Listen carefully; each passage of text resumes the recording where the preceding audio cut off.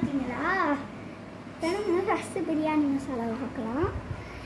இப்போ பிரியாணி மசாலாவில் neck wait, அதாவது அதோட வெயிட், அதோட ரூபீஸ், அதோட எக்ஸ்பிரி டேட், மேனுஃபேக்சர் டேட் இதெல்லாம் எழுதியிருக்கோம். இங்கே பார்த்தீங்களா பிரியாணி. Next idli powder.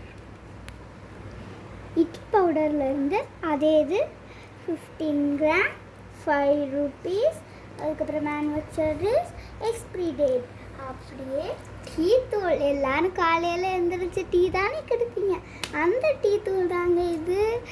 இதோட நெக்ஸ்ட் வெயிட் பார்த்தீங்கன்னா 12 கிராம்ஸ், 10 rupees, அதோட மேனுஃபேக்சர் டேட், அதோட எக்ஸ்பிரி டேட். பார்த்தீங்களா? டீ கப்பை வந்து ஃபிஷ் ஞாயிற்றுக்கிழமை ஸ்பெஷல்னால எல்லாம் எடுப்பீங்க. அது மாதிரி இது ஒன்று. அதோட வெயிட், அது மாதிரி manufacture date, expiry date, MRP. பார்த்தீங்களா?